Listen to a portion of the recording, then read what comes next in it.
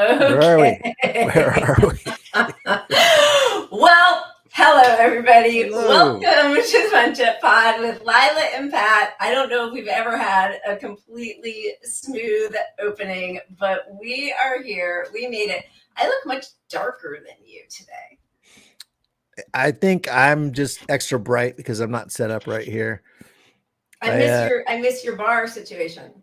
It's the green screen deal because my cat just keeps jumping on it, so I can't use the green screen for now. And yeah, so for the show, I mean, the botched intro is my fault because I was busy building a fortress of tinfoil around me, literal tinfoil, not for some tin hat stuff and not for the gamma rays or whatever, to prevent the cat from jumping up and stepping on my damn laptop, which she has done like 5 times pre-show and somehow hits the button to log me out of everything every time. Like 5 times today. Today's the day we spend the whole day in the studio going through stuff. And like all of a sudden there's just a blur of white and Pat disappears from the studio. It's very funny. She's jealous of me. She's jealous of your work wife. She's a hater. How are you? How was your week? Good. Yeah, no complaints. I mean, it's starting to rain here. So we'll see tomorrow. Much needed, right?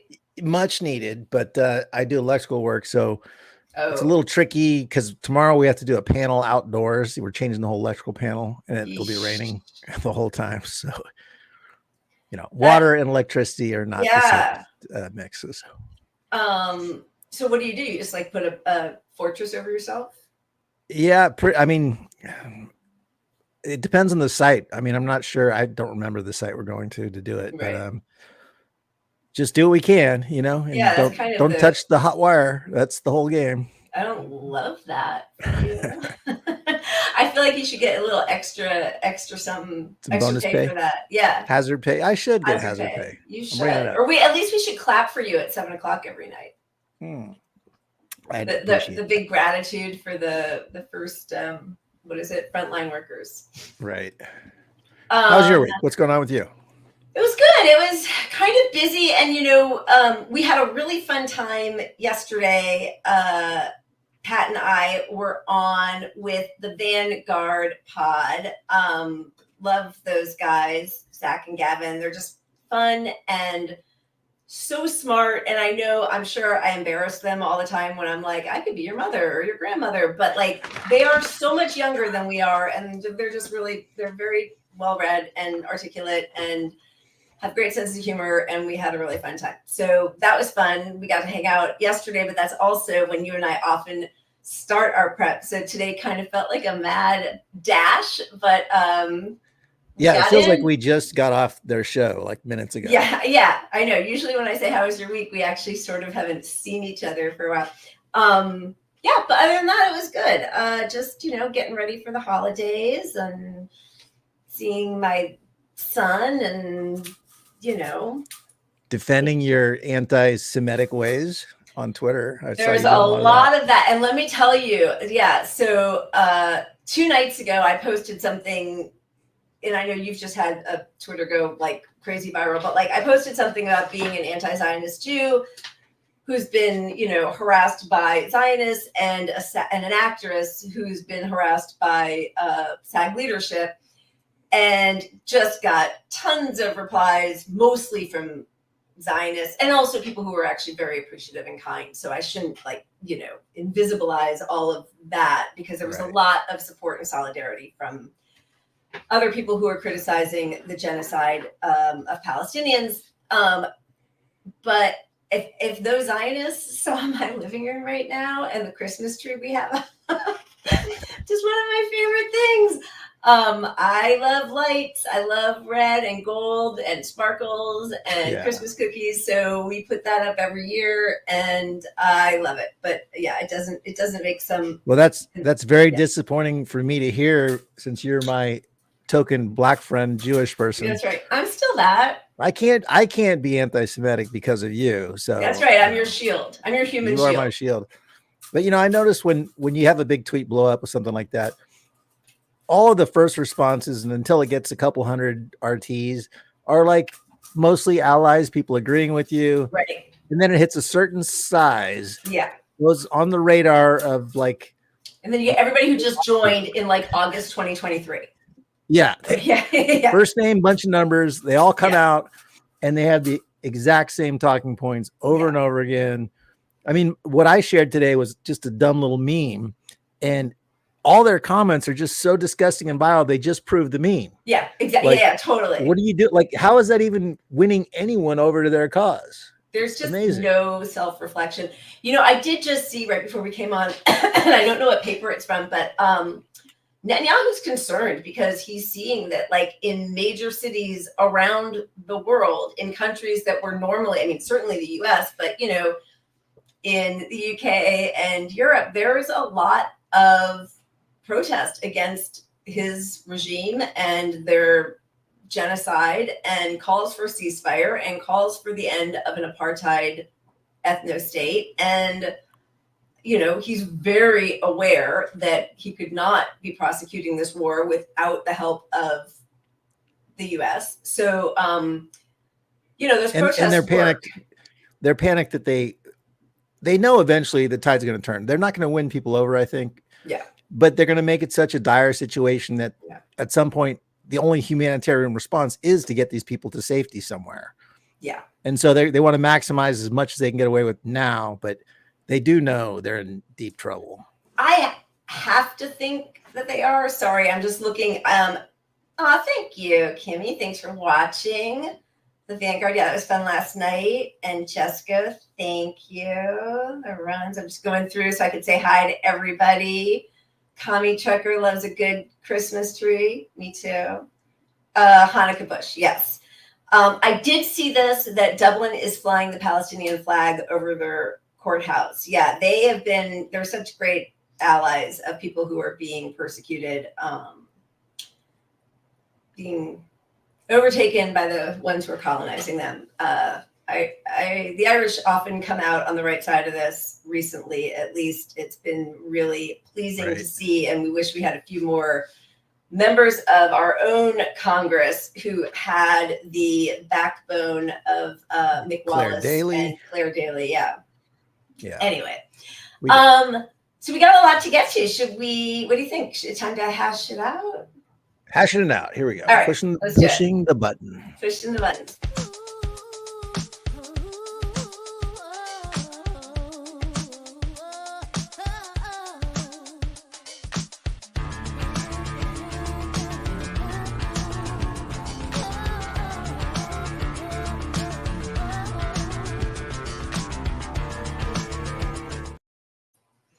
All right, what do we have today? We got worst of the week, cough, cough, COVID, 2024 more years. This is fine. Ceasefire. Did I get all of them? Oh, and strikeout. Then we have timeline cleanses and somehow only 4 shots. So I don't know if we should be erasing them if we land on them too soon, but I guess we'll have to play that one. Right. But we actually have a This Is Fine and a Worst of the Week this week. We actually do. Yes. So miracles. We're on top of it. Our quota. We're killing it. That's right. All right. Should we spin the wheel? Yeah. I love that I keep seeing in my background my cat Supermaning across things. It's really funny. It's just a blur. You're sorry if it's distracting y'all. I need my reader. Oh, okay. Look at that. We're gonna start with This Is Fine. I think we're just gonna start with the video, right? Or should I start with okay, This Is Fine is a AI generated model. This lady right here, an agency created an AI model who earns up to $11,000 a month because it was tired of influencers who have egos. I somehow doubt that it's only earning $11,000 a month. Yeah, I think this story broke out about one guy, and it started as like a feel good thing, like, oh, he's sick of all the influencers, so we, it's a way to attack them, and influencers are annoying, and but like, so. There's been so much talk about this, but this was an interesting little video put together to show how easily we are all about to be replaced. So sit back and enjoy your last few minutes of being human on this planet. Here we go. We're gonna take it to the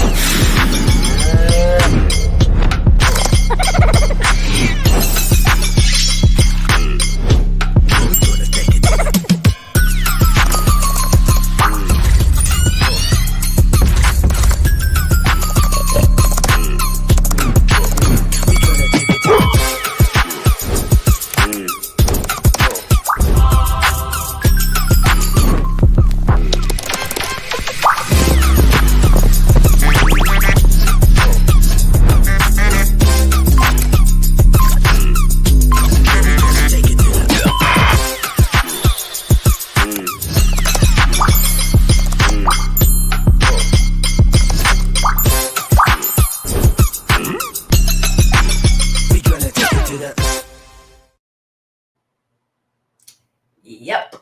There goes the whole entertainment industry. I mean, the entertainment industry, and it's, look, the modeling industry, especially for like copy ads and things. I mean, in Japan, they have this, and there's a video that goes with it, but it's all in Japanese, so we didn't show it. But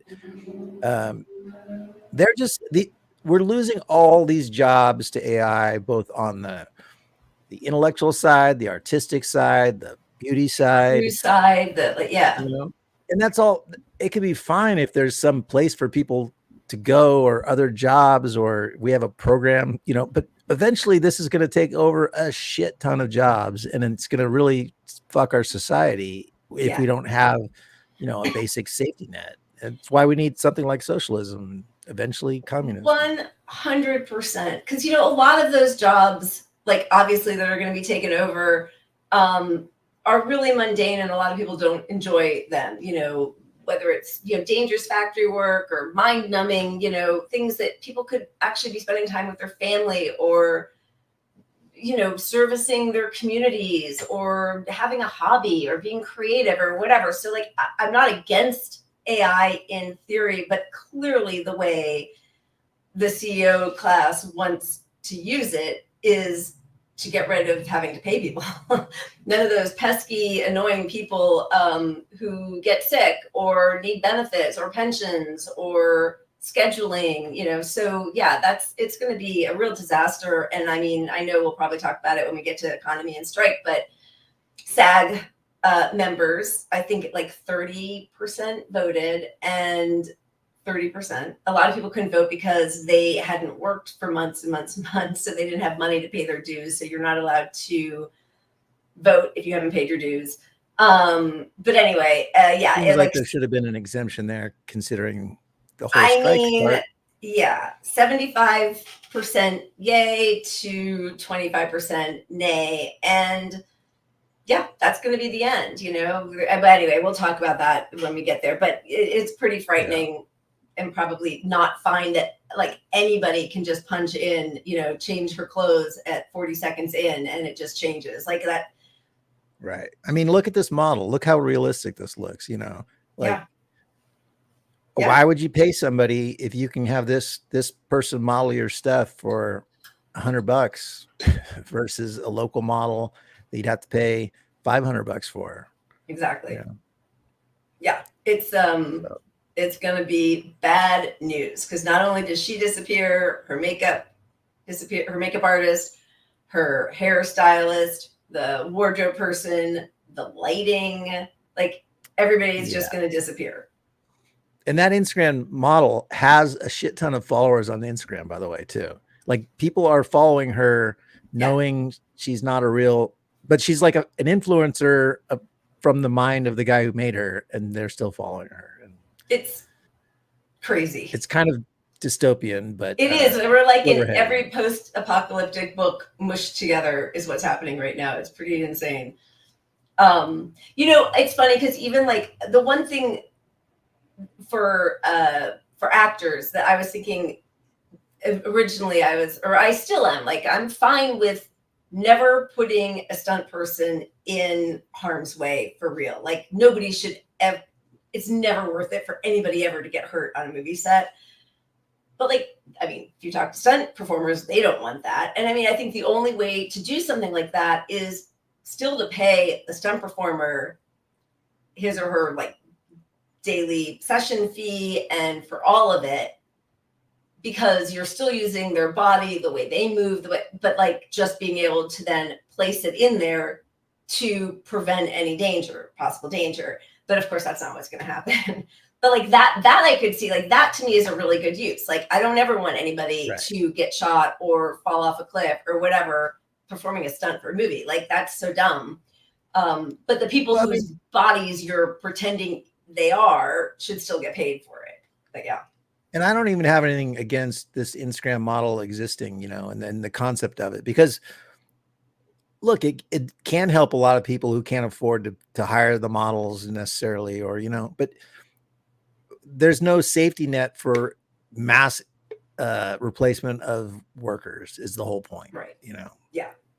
Yeah. So. Yeah. All right. It's hot, I mean, if she was like if it was 20 years ago and it's like pixelated and it's too real now. Yeah. I mean, you really cannot tell the difference. Yeah. We thought, I think most people thought we had like 5-10 more years before it hit the level it did now. Yeah. But that just tells you it's going to ramp up faster than we think and replace us faster than we think. In every different way. Yeah, absolutely. All right. Let's get to the wheel. Let's get to Yeah, baby.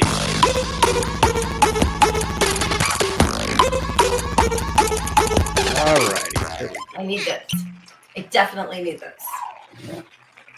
Right before the show, I was like, okay, I'm going to put the chicken in. It's like this low and slow roast chicken thingy. And I go in and the bag exploded and there's chicken juice all over the friggin' refrigerator. That's why I don't cook. There we go. Clorox the whole thing. It was really fun. Cheers. Cheers to not getting salmonella. Yeah, baby. Oh, wow, and you erased one of the shots already. Living dangerously. All right, I'm gonna let you just choose them today. Oh, I'm picking. Let's see. Yeah. All right. Timeline cleanse. Well, let's get Christmas started here. Hey, somebody come get her. She dancing like a stripper. Hey, somebody come get her. That's pretty good. That's a trick. That's a pretty good trick. Yeah, baby.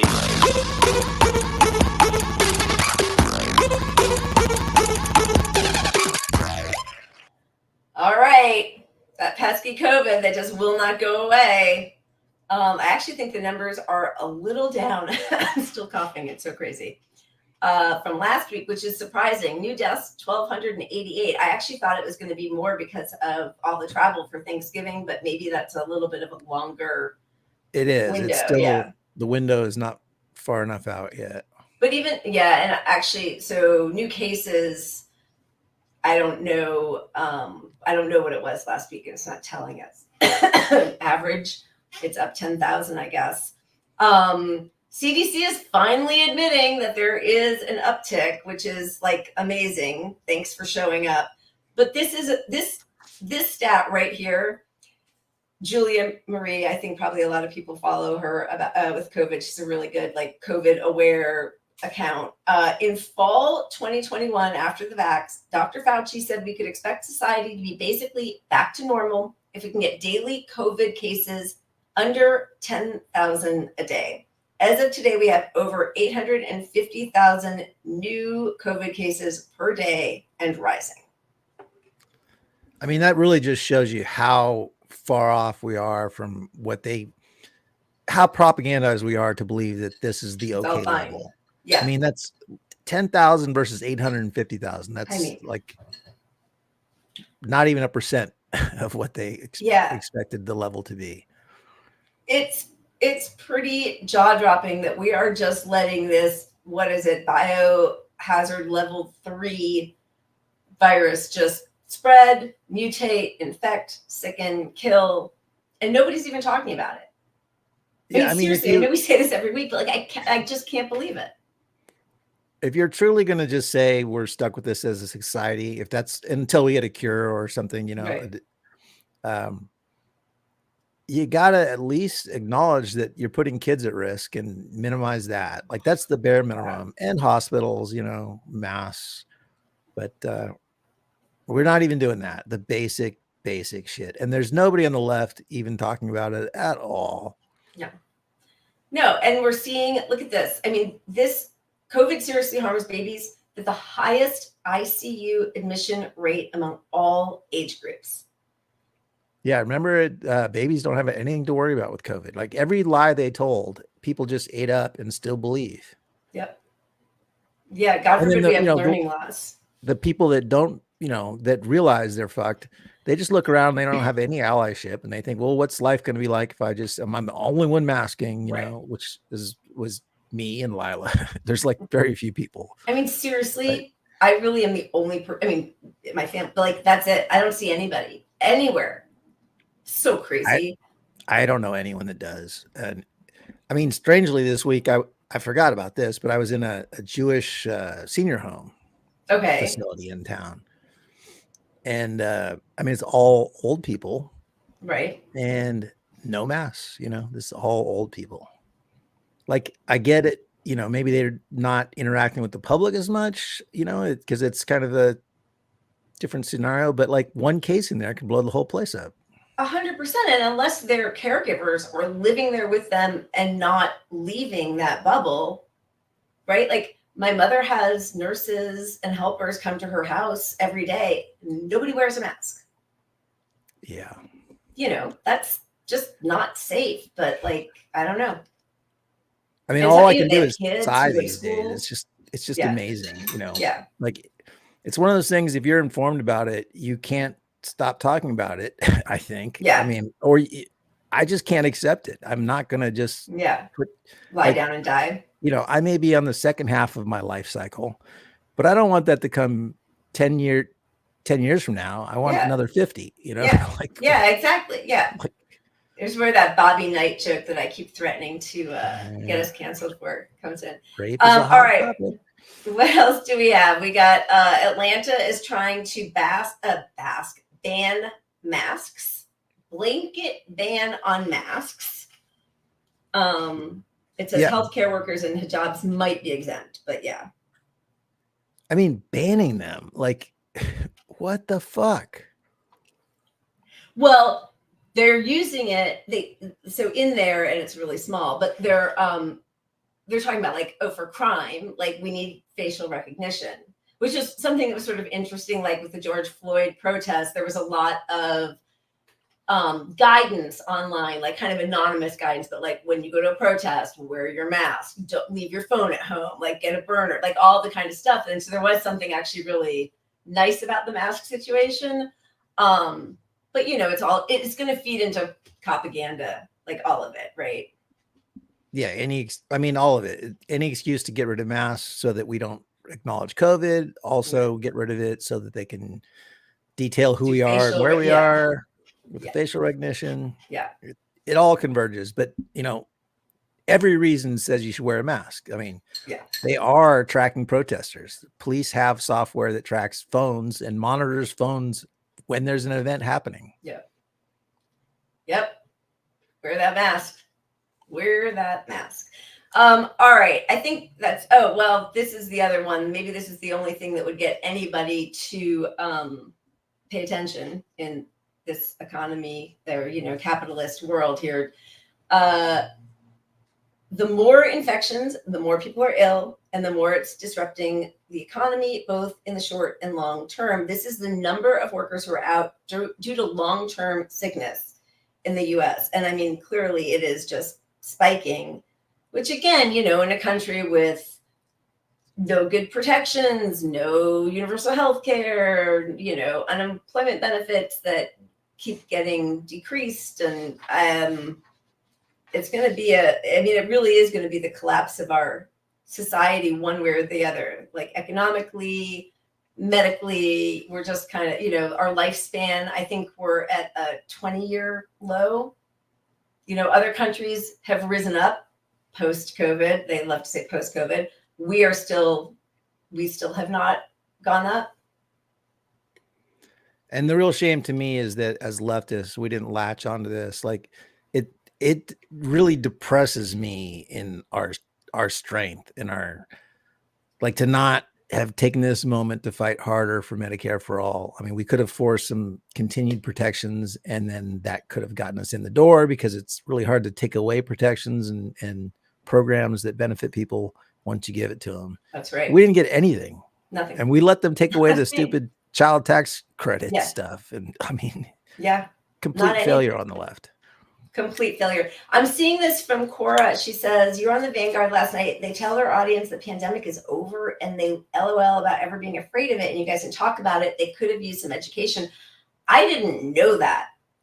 I would definitely educate them. I'm going to start sending them articles. That's too bad. I will definitely talk to them about it. But yeah, that's, I mean, I think a lot of it is just, you know, crazy misinformation. I'm not excusing that some people don't know about it, but I think it has been so silenced and shoved aside that unless it's like, you know, I think, you know, Pat and I both care about it a lot and started talking about it early on, and it became just something that we're both very focused on, as I think so many of you are. But if it's not like that issue for you, if you have a different issue, which, you know, we can all only have so many issues, right? So like, if you're not focused on it and seeking out your own information, I understand, like, there has been a concerted political effort to end the pandemic, at least, you know, in the way we all perceive it. So you really have to. Well, it's obviously easy if you're just fatigued. You know, your brain naturally looks for ways out of situations that are uncomfortable to you. Yeah. And so when you look around and everyone else is going along with it, and you do see a lot of misinformation and how they, you know, they lied from the beginning about a lot of stuff. So you don't believe the government. But now all of a sudden, these people are believing the government, all this stuff. So like even that logic doesn't follow I know, through. it's very strange. Yeah. Now they believe the corporate class. All right. Should we move on? We got so much other stuff to talk about. We are moving on. Let's move it on. Yeah, baby.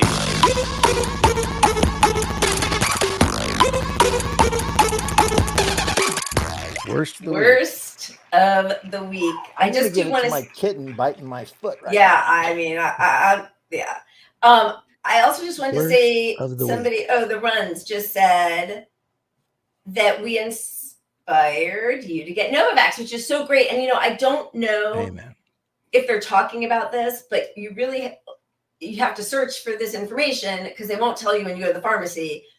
You're supposed to get it, and then 2 months later, get another booster, and then 6 months after that, get your third course. And you only know that if you like go into like Lancet papers or, you know, the National Institute of Health. So you have to make sure that you schedule those next ones.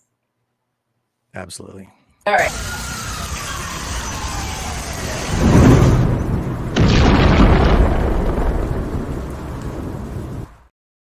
Friend of show. Let's see it. Are you putting it up or should I? Where is it? Yeah, worst of the week. I don't know which clip to show. First off, this guy could get worst of the week every week permanently. We should almost just make that the show. But oh my God, I don't want to even. Yeah. All right. Just an awful person. A couple of weeks ago, members of the White House staff protested against their own president. We are congressional staffers on Capitol Hill also. Also these people did. And we are no longer comfortable staying silent. Well, you're staffers. You're supposed to stay silent. What are you talking about? Yeah, you fire them. My boss is doing a shit job, and I thought I'd go public with it. I mean, this is hundreds of people in Biden's staff and on congressional Democrat staff who are publicly going against them because they're not supporting Hamas enough. You fire them, period. You fire all of them. That's it. It's not up for debate. If you had 5 staffers standing outside saying Bill Maher's the devil, what are you going to do? You're going to fire them, right? Of course you're going to fire them. It's as simple as that. You fire these people, but the inmates are running the asylum. I'm not. First of all, they're decidedly not running the asylum. Biden is the single friend that Israel has. Which which one of those three is the worst of the week? Yeah, no, I Wow, mean, that's definitely Bill tricky. Maher for getting those other two clowns together. But like, it's just the focus being on anybody contradicting the president of the United States. Like, we're not living in a democracy, and like there's not a genocide going on where 8,000 children have been killed and over 20,000 people. That's not just registering at all for them. No, and the framing, I mean, Bill Maher says for not supporting Hamas enough. Like, these people are not, none of these people are like, oh, the Biden's not supporting Hamas enough. Like, they just skip the entire story of why they're doing it. And the other framework around it, it's all about electoral politics, because this is hurting Joe Biden. It's not about, is any of this true? Like, the story should be, even in the face of fascism on the right, brave staffers have had enough and are bringing human rights violations and crimes to the forefront because they have morality and they're not going to stand for this, you know? I mean, just think of how much of an asshole you have to be to go work for Joe Biden in the first place. So you're already starting at a deficit in my book, and even they are protesting. Right. And that's how bad it is. And the other layer is, you know, he does see workers as peons. Like, you know, these people should not, like, you work for me, you should shut the fuck up. Yeah, you exactly. know, that's the whole game. These people should not be, fire them all, fire them all. Yeah. Know your place, get in line, just shut up and vote. Yeah. But here's another short clip about from the same segment of his thoughts on us progressives. This is what I see when I see kids demonstrating, these progressives demonstrating for Hamas, the most illiberal people in the world, that, oh good, we're going to give America its comeuppance, asshole America. They kind of have been indoctrinated this way. He is such a total snowflake. I'm seeing, these are the same people whining all the time about cancel culture. Exactly. And he's just, you know, he has shown himself. I mean, he got a lot of press because he spoke out against Bush in 9/11. Although, I mean, remember, he was the one who was like, oh, the, you know, Osama bin Laden's people who helped drive those planes into buildings and kill 3,000 people, at least they had conviction and weren't cowards like the U.S. Army, who just wants to press buttons and do everything by drones and far away. Like, he's it's really fascinating, these comedians who don't, like, they talk about cancel culture, but they're not getting canceled, they're getting criticized. And like, most people who are public figures get criticized all the time, and it's just too much for them. It is really like, they don't want anyone else to have the opportunity to voice an opinion. And the other thing is, his show, it used to have a little bit more balance on the regular. It would be, and the reason was there was more of a difference of opinion between the right and the left on issues. Yeah. But now, I mean, you look up there, you got Dave Rubin, right winger, nutter. And then you got James Carville, who's been wrong about everything in politics for the last 20 years, who himself was married to he's a left-wing political strategist who was married to, what was her? Mary Madeline, who's the right version of him. Yeah. And so if you really think these people have convictions at all, I mean, I couldn't marry somebody on the right like that.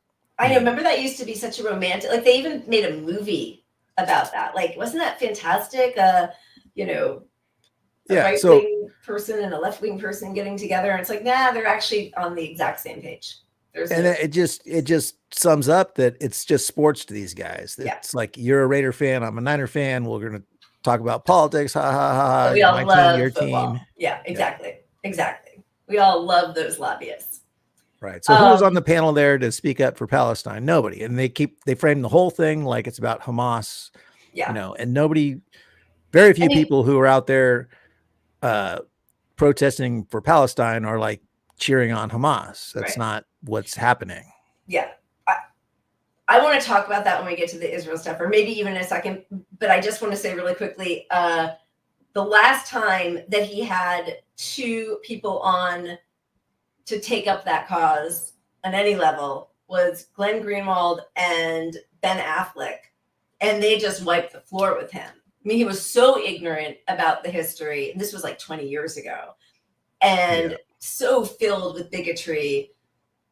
And those clips, you know, make the rounds every few months because it's so satisfying to see him just demolished by two people the way he was. But yeah, I mean, I saw that clip with Greenwald just mowing through him. Yeah. And you know, Ben Affleck, you know, I mean, I know like there are different things that people say about Ben Affleck, but I think politically he's pretty good, and he did a great job at that. And it was 20 years ago. You know, he'll never have somebody on again who doesn't bow down to his point of view. Right. And if he does, yeah, it'll be the same move that MSNBC and CNN do. They'll load it 4-1. It won't be one of those where there's just two other people on stage with them. It'll be like a heavily stacked, and they'll all scoff it. They'll have prepared quips to rip him apart. That little girl is me, ready to go with t-shirts. You know, I have seen, and I think it's interesting to talk about, and it probably for me started when I heard Norman Finkelstein at the beginning, like right after October 7th, talk about Hamas as freedom fighters. And so I do think there are some people who are pushing back, not condoning what happened on October 7th, but pushing back against the idea that they're only terrorists, which I also don't, I don't think that's, you know, there have been enough Palestinians trying to fight against them before this. Now, of course, I think they're growing in popularity in Israel, as we'll show later. But there has been some of that conversation where they are framed more as people fighting for liberation, which I mean, I really understand that, you know. So that's the only thing I would say is that I think sometimes people hear that and they think, oh, then you're just a group of people who want all Israelis to be killed. Right. And, you know, when people talk about the Israel-Palestine conflict is complicated, I think the complicated part is the Hamas piece to it, because, you know, when people are living in such dire situation,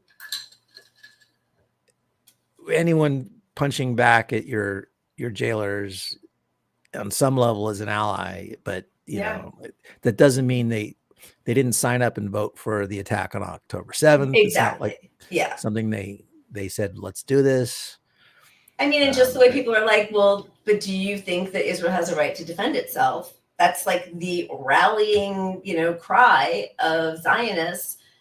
So do you think that Palestinians have a right to defend themselves? Like if Israel is defending itself by slaughtering 22,000 people in an area they've occupied, I mean, it actually is allowed, I think, with the UN Charter, but that like you are allowed to take up arms to fight your occupiers. Yeah. So it is.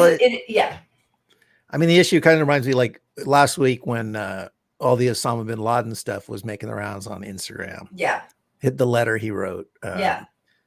And, you know, it was kind of impressive in a way that so many people could read his letter and understand where a lot of it was coming from. But none of that still is people saying, so that's why I proved that they attacked us on 9/11. Right. Yeah, exactly. I think if you don't understand where that movement is coming from, you're, you know, like they're talking about crushing Hamas. You have now absolutely ensured that more and more, whether it's called Hamas or whatever, groups of people will they will hate you forever and take up arms to liberate themselves. Because clearly when they tried to do it in a peaceful way, the March of Return, and like, you know, there are all these articles about, you know, because they would shoot at people's knees, which is amazing that Biden, who's such a Zionist and knows that was happening in 2018, then his, you know, rebuttal or response to people saying we need to, you know, defund the police in 2020 after George Floyd was killed, we just need to shoot them in the knees, shoot people in the knees. And meanwhile, there was a huge wave of amputees created, and I mean deaths also, but because IDF soldiers were killing peaceful, unarmed Palestinians who were just walking up to the wall protesting for their right to return to their land. So when you give people no other way of fighting back, of gaining their liberation, what do you leave them? Yep. Well, that's worst of the week. Bill Maher, piece of shit.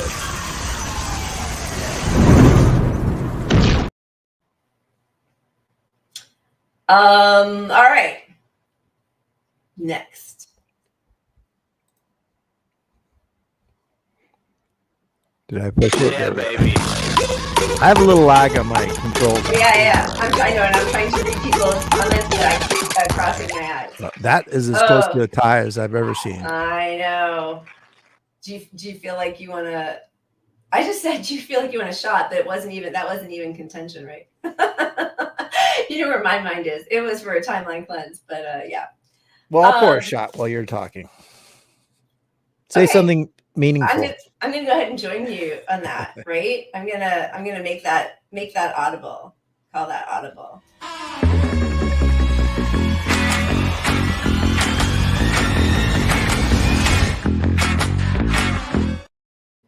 Did you already drink yours? Oh, you didn't even wait. Cheers. No, it's here. All right, cheers. I'm just never gonna get used to that taste. Okay, 2024. What do we got? Howard. Let's start with the numbers. How the numbers looking? Well, I don't know that we even have this weekly's poll, but we do know that Biden is increasingly unpopular. Protesters now chant and challenge Biden over Gaza every chance they get. From holiday events to memorial services, demonstrators now show up at almost all Biden appearances. Well, you know what's really impressive to me is that, like, this headline's about Biden, but it's happening to everyone supporting Israel, and everywhere they speak, they're getting bombarded, and not by just like one or two randos. It's like an organized. They are protest. Organized. It's amazing. It's really, really impressive. Muslim leaders, swing state Muslim leaders launched campaign to abandon Biden in 2024. The building anger. Oh, I got to get my readers on. Are you trying to read that fine print? You're crazy. I know, but I feel like there was some good stuff in there. Bubbling anger among Arab and Muslim Americans over president's handling of Israel-Hamas conflict could threaten his chances of re-election. And I think they're really organizing to withhold their vote, to use some leverage, because he needs them. He needs young people. He needs Black and brown people. And, you know what? Well, they're already giving up on it, though. Like, they are resigning themselves to not getting the Muslim votes and not. I thought you meant the Muslim Americans were already giving up. No, God, no. But this is the time to use the leverage. I mean, look, if at the end of the day, it's a week before the election or 3 days before, and you want to say, if you want to pull your lesser evil bullshit argument and support him, then fine. But now, when we're not even having a primary on the left, like, why would you endorse the guy right away? Yeah, exactly. But here's a clip from MSNBC where they were talking about it a little bit. Let me ask about the Muslim leaders across 7 swing states that are withdrawing their support from President Biden because he's refused to call for a ceasefire. The White House is maintaining its support for Israel, of course. But yesterday, Vice President Harris issued a very strong statement against the relocation of Palestinians from Gaza. Don, how big a problem is this going to be for the Biden campaign? Is the administration striking a balance well enough when it comes to this issue? Yeah, they're in a very tough position, and they're striking the best rhetorical balance possible, from my view, since October 7th. Now, what we have to remember here is that any operation of campaign side, particularly a Democratic operation, is about offsetting the voters you lose by bringing new people into the process. So they've got to focus on remembering and finding out who turned 18 since the last election, and they've got to be able to make up for the progressives we will lose, like these Muslim citizens. Newsflash. You can't make up swing states. You've got 6, maybe 7 swing states. Just vote harder in California. They're gone. Vote harder. You're losing. You're already losing 5 of them, but 3 of them are never coming back. But this is the response. cool, good luck, and fuck off then. We're not playing this game. You're never going to get the Democratic Party to abandon Israel to Hamas. So do whatever you want. I mean, the people who are doing this aren't doing it just to be pricks. They're doing it because their families are being slaughtered or because they have a moral conscience. Yeah. It's not Hamas. The devastation in Palestine is not against Hamas. It's against civilians. You've got the combatant to civilian ratio is at a minimum probably 10 to 1. Yeah. It's probably 20 to 1. Yeah. Which the nearest war on record is something like 5. I mean the closest. By the way, do you condemn Hamas, which is what everybody wants to say because of October 7th? That ratio was 2 to 1, right? IDF soldiers who were killed versus civilians. And that's, a terrorist attack. Do you condemn Hamas? We can't stop talking about October 7th. Of course, it's horrible. Any, death's horrible. But 20 to 1, and that's just the price you got to pay because Israel has a right to defend itself from the people they're occupying. Yeah. It's crazy. It is crazy. And so now we've got Florida canceling their primary and they're just putting Biden on the ballot, or he's the only one. That's it. The only candidate. So democracy's on the ballot, but you don't get a ballot. But here's Representative Dean Phillips, who's the only challenger that Biden has who corporate media will ever talk about. Getting more traction, even though I think he's at 1 or 2%, and Marianne's at about 10. And Marianne Williamson saying that they will explore challenging this legally. We will see. Yeah. Well, so if anyone watching has ever been involved in the actual Democratic Party insider politics and how the local chapters work and all that stuff, the Democratic Party they thrive on manipulating rules and obscuring them from the public, from progressive challengers. And they do everything they can to advance the centrist and corporate people. And as a whole, the party looks at the progressive wing as saboteurs, as people they want to get out. And so you basically get on the list that you're on the progressive side. But the one thing people that I know that have worked within the Democratic Party always say is the best thing you do locally is master Robert's Rules of Order, because they find all the ways they can to shut down progressives that they don't understand because it's an obscure rule in the book that they're using to determine how things how proceedings occur. And it's just the farther you go up within the Democratic Party, they're doing the same thing. And to do it on a level like this for a presidential candidate, it's as undemocratic as you can get. And, there's videos of all these people cheering that they got Biden only on the ballot. They're like, yay, we're going to fight democracy by our one guy that you guys can't vote to. You have no option. You have no option. Even knowing they know 2 things. They know 70% of Democrats don't want him. And they also know that he's losing to Trump in every single head-to-head poll. So they're obviously not all that scared about a Trump presidency, because otherwise they'd get somebody else in there. That's all you can take away from it.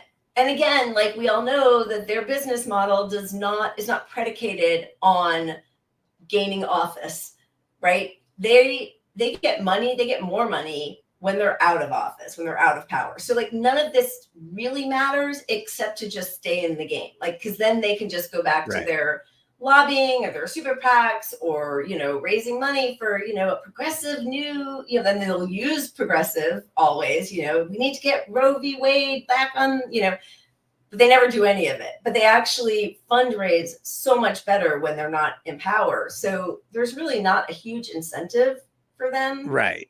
Well, so there's 2 tiers of donor support. There's actual voters and, regular old Joes giving a couple bucks here and there.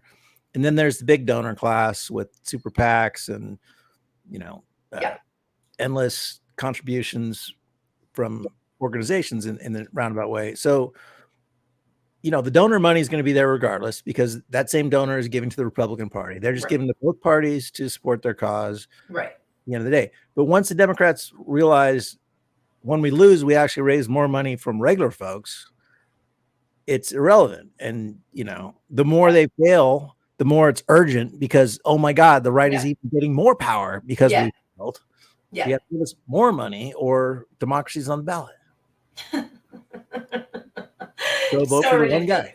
The one guy. Yeah. So then you have Mark Elias, or Elias, however you say his name, of course, saying that you can't vote third party or you're voting for Trump, the math that never really works out, but he's already, chastising people, which is paired with a real hit piece from Forbes on Dr. Cornel West, which so far nothing has been rebutted, but it is curious to me that they're not curious, we all know why, but like they could do the same treatment on Biden, on Clinton, on anybody.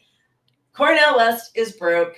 Newly uncovered divorce filings reveal allegations of a secret life and help explain why the presidential candidate, who has earned millions of dollars over the years, has hardly anything left. They're just trying to take him down entirely. Well, I think it's kind of interesting that, look, these stories did exist about Biden when they had him, when he was not a viable candidate in 2020. Right. Before they lost Pete Buttigieg and they lost Kamala Harris, as the public hated Kamala Harris. So they're like, holy shit. Yeah. All the articles about Biden stopped. So basically all these organizations forgot the truth about Biden that they literally told everybody about. Totally. They're like, oh, we don't remember any of that stuff. Yeah. So. Yeah. I mean, if, and unfortunately Cornel West does not, he doesn't have a great ground game. I don't know what's happening. It just feels like a big mess, which is really sad to see, because, when he first put his hat in the ring, I was excited, although then it was MPP and then Green Party and then Independent. So it just, like, in many different ways, he clearly is not the guy who is able to be an executive in charge of a country. I mean, that's hard to do. You at least have to have people around you who can help you with that. But like, he should have people right away firing back. Yeah. I mean, I don't want to say he couldn't be that guy. Yeah. I just think you can't be elected because enough people are going to not see you as that guy, the way you run your campaign. Yeah. I have no doubt he would fill the positions with competent, I do too, but that sort of does start with your campaign, and he should have some kind of war room. Like, he had to know that he was going to be getting hits from everywhere if he gained any traction, or if the powers that be viewed him as any sort of real threat.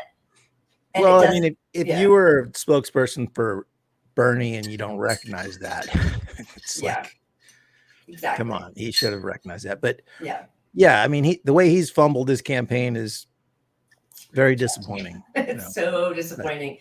Because he's the guy I would, if you just put everything aside, I'm voting for Cornel West. But now I'm left voting for Jill Stein and the Green Party, which I'm going to happily do in this situation. But right, same. But yeah, it's disappointing, and I don't know what the personal stuff behind the scenes was there, but I was really hoping maybe they could team up, because it would be nice if it felt like his project were to get another real viable party going. And the Green Party is the one that sort of like is the closest there. So why not help that endeavor? He likes enough of them enough that he attached himself to it for a while. My vision initially, my fantasy was, okay, you've got the Green Party, which has a lot of ballot access. Right. But they have no pizzazz, no marketing ability, they've never been good at the substantive, like, jazzy part of how you sell a candidate. Yeah. Right? They're just not good at it. And so MPP came along and I'm like, MPP, the only thing they had was that. They had the latching onto the Bernie stuff, right, and a little piece of marketing to it. Right. But like, I mean, I haven't talked about this, but I guess I'll talk about it a little bit. But like, I went on, Nina Turner interviewed me for one of my books, and I don't want to spill too much. I don't know. Yeah, I know. I'm worried now. Too many shots, and then all of a sudden it's like the show's So- going to go black. It was right when MPP was blowing up. Right. MPP was really like getting popular, and you know, and Nina, she knew she was going to speak at this thing, Right. but like she didn't know she was presented as this big MPP Like headline speaker. Yeah, it wasn't representing presented to them or whatever. her as what it was. Like she Right. didn't really know much about it even at the time. Right. You're talking about what So- happened right after Bernie dropped out. Is that what you're talking about? in No, I'm talking 2020? about the big MPPV convention. Wasn't that right after Bernie dropped out? In 2020? It was like Chris Hedges and her, like when they spoke on, it was all on Zoom or whatever, right? Is that what you're talking about? Yeah. Okay. All right, So- but anyway, sorry. Yeah. I don't know. Yeah. I don't want to get into. I'm kind of fuzzy on what happened now, Yeah. but it just popped in my head for the first time, Yeah. and I'm like, look, she didn't know exactly what it was when she put all her support behind it. Is Right. what I'm saying. And as someone who loved Nina Turner, I'm like, okay, this is great. You know this, Yeah. and you know you got the Bernie folks, and I knew a lot of bad things about Nick Brana that people had told me, but I don't know him There are personally. bad people really. in every party, right? So like at that point, I think a lot of us thought there was Chris Hedges. I We're think hopeful. Brianna Joy Gray like spoke. Like Right. a lot of people spoke at that. So to me, the convergence of MPP and the Green Party would have been the perfect sort of fusion, and right. there was potential to make that happen. But then MPP fell to shit, and you know Nick Brana. Yeah. That's all I got to say is Nick Brana. Yeah. But anyway, West. I mean, we can all love him, and I'll still appreciate him. But if we're going to do something, I think we should get behind the Greens, because that's more of a. We knew we don't want to split the vote on the left anyway. You know, like what's the point of splitting a leftist vote Yeah. if he really can't win, which I don't see how he could possibly at this point. It's my point. Yeah. I know. It is massively depressing. I guess, we still have a year, but Vote your conscience. I'm not saying Yeah, I know. for him But or something. I don't see the Bernie who's not, I know we're all past him, blah, blah, whatever, but like I don't see that figure on the horizon right now.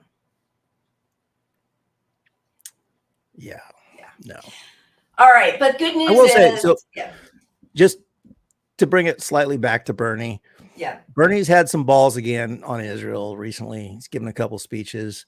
Yeah. I don't want to air them necessarily, but like I respect that he's finally coming around to putting some pressure on the administration over this. But then it feels like it's really sad to see it. It took it this long for him to be in touch with his base first off, and be in touch with the reality on the situation. Yeah. Or have so much pressure on him to do something about it, even if he knew the whole time that he's just now doing something. But he's doing something, and shout out to that. Yeah. So, I mean, sort it's of. curious to me that just a few years ago, he was calling Israel out on murdering civilians and children.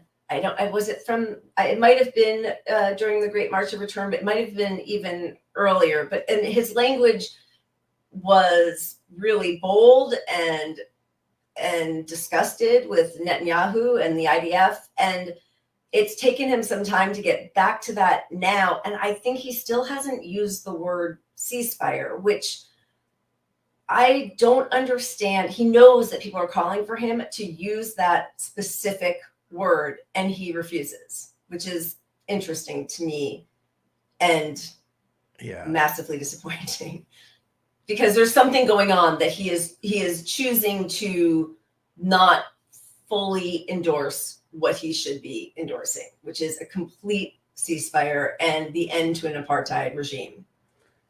I mean, it feels like the same reason he endorsed Biden. It's like, I think he knows the damage his words can do against Biden. And it's like, he's seeing this guy that's so unelectable and like right on the line of like, but that's when he could on his own probably force Biden out of this race.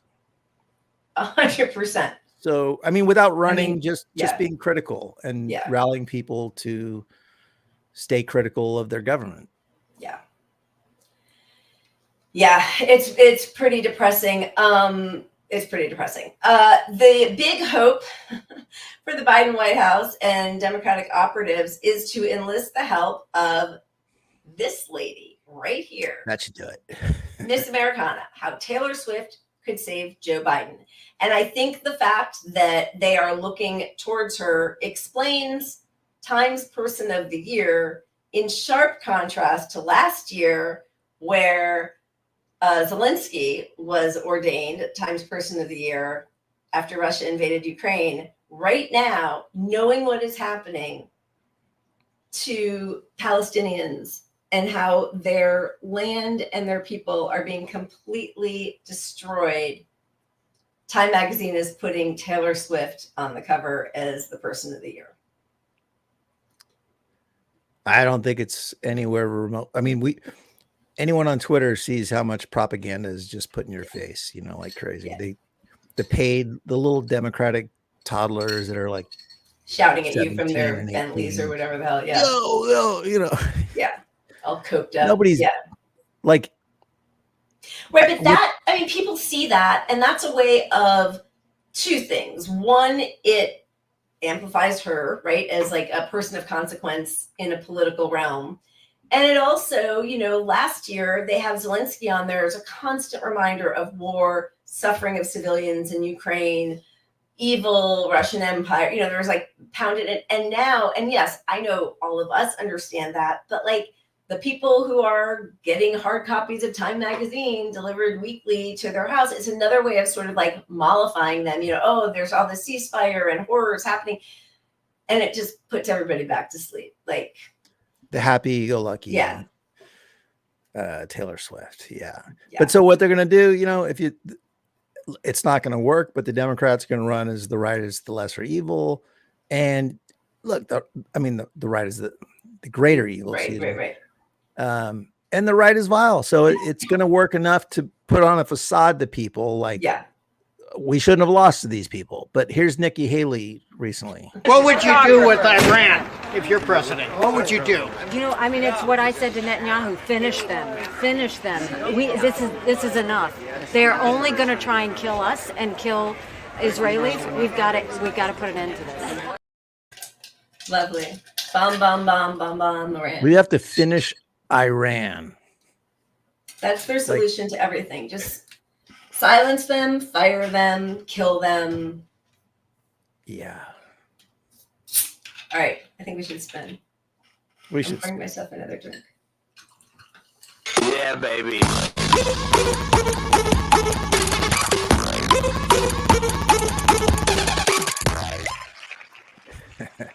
Well, rolling right in to Israel.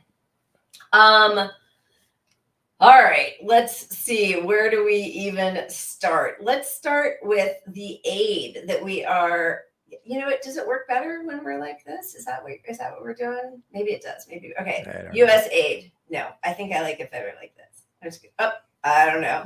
That's better because I can auto U.S. military freebasing aid my Borg to Israel. Okay. The U.S. has sent Israel more than $120 billion in military aid over the past 7 decades. That is our very special friend in the Mideast. However, more and more Americans are calling for a ceasefire. This is from Rashida Tlaib talking about the latest poll. I think that's Data for Progress poll. 61% of Americans support a permanent ceasefire in Gaza, 76% of Democrats, 57% of independents, and 49% of Republicans, but only 11% of Congress has called for a ceasefire. Just underlining how much of a democracy we don't have. Well, I don't know. Maybe, look, in fairness, the public's opinion might change if we all got $170,000 from Israel, like all these Congress people do. Is that all it takes? I think it is. I mean, sometimes I think it's even less than that, actually, when you see what people are bought off for. It's a combination of the money itself, and as we saw recently in Rashida Tlaib's case, the money that goes against you. So if you are critical of Israel U.S. policy, right? Like recently, two different politicians came out and said $20 million. They were offered $20 million to yeah. challenge Rashida. Yeah. So that, if your whole life is politics, right, and you're not like, even if you are a moral person who somehow has thrived and became a senator or a congressperson, which I don't even think that's possible these days. I don't think you can move up the ranks and be moral. But if you are, $20 million against you. So you're not going to. Also just like decades of propaganda that is only recently being stripped away from people who care to look. Right. So, I mean, it's easy for our centrist normie friends to not investigate. Israel's the only democracy in the Middle East. They've heard this forever. Yeah, it's complicated. It's complicated is the biggest marketing PR move that Israel has ever done. It's not they have a right to defend themselves. It's complicated. The only democracy, like each thing is a lie, but it's been so pervasive. But if you don't want to get into the details and learn this stuff because you're just living your life as an American, you know, you got enough shit on your mind. It's complicated is an easy out. Yeah. To just not discuss it at a minimum. Like, yeah, they have some good PR that is actually, I think, social media and TikTok, which they're trying to ban, because TikTok, I think what the ratio is, like 80% of videos are pro-Palestine and like 15 or 20 are, I know that I understand what the math would be, but whatever, that wasn't exactly how it broke down. But anyway, is pro-Israeli. So, I think it's the same thing, like a lot of people who didn't understand in Black communities, especially the Black and brown communities, people who were, fuck the police, like, and then as social media and people with cell phones could document what was actually happening to them, because otherwise you are just sort of subjected to the propaganda. Like every show on TV, it's, CSI and CIS, it's Law and Order, like it is so everywhere. And it's the videos of the guys playing basketball in the neighborhood and all that kind of stuff. So I think it's changing, but at the rate Israel is killing Palestinians, I just don't know how much, it's too little too late, but yeah. Well, the urgency of now is like, it's really important because they're going to get away with as much as they can as soon as they can. So like, 6 months from now, it's not going to be the same argument because we'll have already shut down. Yeah. No matter what happens 6 months from now, Israel will not have they will not be able to just lob bombs. There won't be anything left to do. There won't be anything left. I mean, they've destroyed all of Gaza pretty much. Yeah. But I think there is a convergence of awareness kind of happening. Like, if you're a young person, you're so tuned into what propaganda actually is, because you're being lied to. And even if you don't think you're being lied to about Israel necessarily, you're being lied to about your student loan debt or how good the economy is, or how the healthcare situation, or so once you open up one area where you're like, the media is kind of bullshitting me about this, like maybe I'm gonna be a little skeptical about the next thing, and then I read all this other stuff that says that's not accurate about Palestine, so I'm gonna believe that. So that's the hope. Young people are the hope because they're more tuned into this new news media place. I mean, they're not getting everything from spoon-fed to them by the government through CNN from and corporate MSNBC. News. That's not their place. Yeah, exactly. No, that is hopeful. Before October 7th, Netanyahu was so disastrously unpopular, and this has added to cries or protests against him for sure, but it has also made more Israelis pro decimating Hamas, which is also decimating Palestinians. So like the peace movement there has gotten quite a bit smaller, unfortunately. The polls right now are 57.5% of Israeli Jews said they believe the IDF was using too little firepower in Gaza. Ouch. 36% said the IDF was using appropriate. So what is that? 89, almost 90, 40, I mean, like 97, 95% are all in on what's happening, while just 1.8% said they believe the IDF was using too much firepower.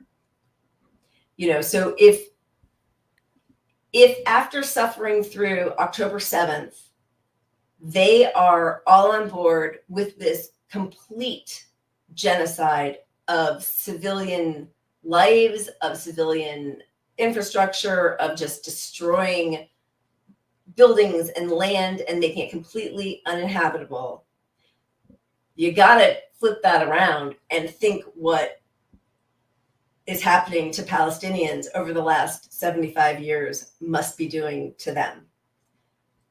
So this is not going to end well for anybody. The polling with Palestinians, and this is very small, but okay, 98% say that they will never forget and will never forgive what Israel did and is continuing to do during this war. 65% perceived that the present war is a conflict targeting all Palestinians, which is 100% correct. It's been stated by Netanyahu and everybody in his government. Reasons cited for the October 7th attack included responding to oppression, particularly attacks on Al-Aqsa Mosque, addressing broader issues such as freeing Palestine, ending the occupation, stopping settlements. Breaking the blockade of Gaza was cited as the main reason by 21% of respondents. As illustrated below, the majority of 59% strongly supported or somewhat supported to some extent the October 7th attacks carried by the Hamas-led factions. Strong support for the attacks was notably higher among Palestinians in the West Bank as compared to Gaza.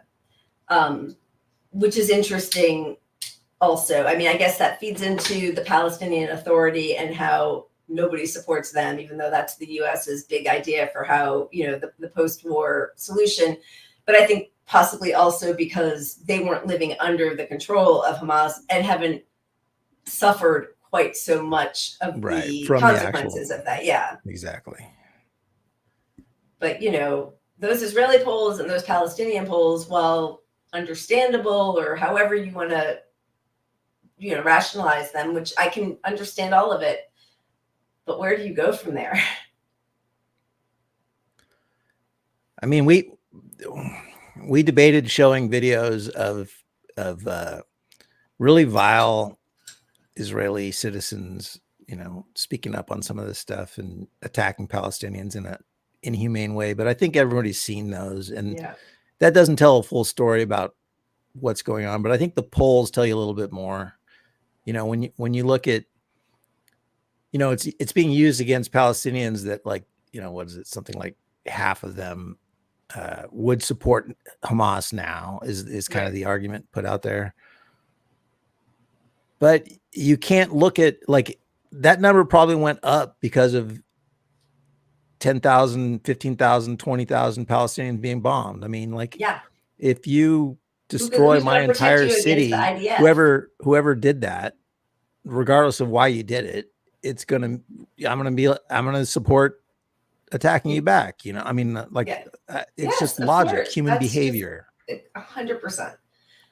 And it isn't just, I mean, this is especially awful what's happening right now, but it's been 75 years of oppression. So, and many different tactics taken to try to get liberation and peace. And when you know that Netanyahu is like helping finance and support Hamas, because he, at the same time that Biden is saying that he wants a two-state solution, which is already something that most people currently who are pro-Palestine and want their liberation have left behind because Israel's taken all of their land. So what kind of two-state is that? But at the same time that Biden is saying that he wants peace and a two-state solution, Netanyahu is making the case that he has to stay in power because he's the only person well equipped enough to make sure a two-state solution never happens. And we're at we're at the place already where where's the land for these people to live? They can't go back to where they were. You can't just take all those toppled buildings and then just, in a year fix it, in 2 years fix it, in 5 years fix it. So where do these people live? They have no, they're fucked. So they create the situation where for these people to have any substantial lives, they need to do something. And the only way out is to leave the country. And that's what they want. That's what Israel has wanted. That's what they've called for. They're in Washington right now, lobbying for thinning out Gaza. So less people will be able to come back into Gaza. Yeah, I mean, there's no place for them to go. I mean, I do think that the Arab nations around there, I mean, I'm surprised it has not gotten to full out war, like world war at this point. But there's, I mean, you hear people say like, well, nobody wants them. Why don't other Arab countries take them in? Which is just so gross on so many different levels. Like, just because somebody, murders part of your family and steals your house, I don't know. Do you just lie down and die? Like, there's a reason that people keep fighting for their homeland, which I totally understand. But, on the other side of that, like, nobody took the Jews in during the Holocaust, Right. FDR It wasn't that sent Jews people were back. barbarians, Right. Like, if you want to use that same logic. And in fact, Zionists were upset when there were the small numbers of people who were taken in because it was interfering with their plan of creating, an Israeli state where Jews who were being persecuted would feel they could go. If you give them another place to go, you're going to have less support for the state of Israel. Yep. All right. As the calls for a ceasefire are coming from the UN that just invoked Article 99, and from, smaller, the Doctors Without Borders and Amnesty International, even UAW has gotten into it, which, really shows how all of these different issues intersect. This morning, rank and file members and leaders from UAW, APWU, UE, and several other labor unions and AFL-CIO affiliates joined hunger strikers outside the White House to demand a permanent ceasefire. The labor movement stands in solidarity with Palestine, which, is fantastic. But as this country sees more and more upheaval and protests against their genocidal policies in helping Israel, they in the House just passed a resolution. Yeah, look at number 4 there. That's the one that matters. Clearly and firmly states that anti-Zionism is anti-Semitism. So any criticism of Israel can be conflated.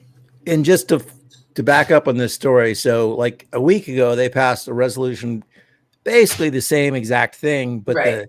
the language was kind of not so specific that anti-Zionism equals anti-Semitism. Right. And so I put out a tweet about it saying that it was saying anti-Zionism is anti-Semitism. And, half the comments were that, oh, that's not what it means. And so, of course, Congress goes back and clarifies, oh, that's what it fucking means. Anti-Zionism is anti-Semitism, which is an absolutely ahistorical fact. I mean, it's not a fact, but ahistorical version of reality. Like, let me just so many levels tell you a few people. Now I am going to put because I typed this all out. You ready? You type for the show? No, I didn't. I cut and pasted. Albert Einstein, the Israeli state idea is not according to my heart. I cannot understand why it is needed. It is connected with many difficulties and a narrow-mindedness. I believe it is bad. Eric Fromm, social psychologist. The claim of the Jews, these are Jewish anti-Zionists. Eric Fromm, The claim of the Jews to the land of Israel cannot be a realistic political claim. If all nations would suddenly claim territories in which their forefathers lived 2,000 years ago, this world would be a madhouse. Primo Levi, Auschwitz survivor. Everyone has their Jews. For the Israelis, they are the Palestinians. The list goes on and on. Isaac Asimov, novelist. I find myself in the odd position of not being a Zionist. Hannah Arendt, political scientist. The trouble is that Zionism has often thought and said that the evil of anti-Semitism was necessary for the good of the Jewish people. In the words of a well-known Zionist in a letter to me discussing the original Zionist argumentation, the anti-Semites want to get rid of the Jews. The Jewish state wants to receive them. A perfect match. Anyway, I just thought that was really interesting. And one person here who wrote, which I also feel like it is so, I'm not going to be able to find it. It goes on and on. Sorry. Oh, a rabbi. This I did think was really interesting and so true. If a Jew today goes into any synagogue in the US or around the world and says, I don't believe in God or Torah and I don't follow the commandments, most still will welcome you and urge you to become involved. But say I don't support the state of Israel, and you're likely to be labeled a self-hating Jew or an anti-Semite. There are so many famous anti-Zionist Jews. And even Jerry Nadler got up and spoke out against this. Anyway, it's an outrageous resolution. I don't even know where to go with it. I mean, it's so suppressing of speech is the goal. It has no legs because it's just a resolution, and resolutions are absolutely meaningless as far as legality was. Right. But it will be used to justify labeling people anti-Semitic, and that's the whole point. And a lot of them will be Jews, which is fascinating. Well, you are obviously an anti-Semitic Jew. You should see the DMs I got after that tweet I put out, how I'm going to be raped, beheaded by all these people. What kind of Jew am I? I'm not a real Jew, which I've been told my whole life anyway. Like, the level of vitriol. And again, it's not talking about, like, you're talking about policies of a homicidal maniac in Netanyahu, but a country that started out this way. And I think it is so important for people to understand, if your salvation lies in destroying other people's lives, then you got to find another way. I mean, not to belittle this in any level, but like, it reminds me of people who you worked with as your peer who become a manager and become the asshole manager. Yeah. Like, you're like, how are you overnight such a dick to us because you're now in power? Yeah. And Israel has power, which is why they can be racist against Palestinians, because power is a key element of racism. Yes. Yep. But, I mean, it is really like any lesson. Go ahead.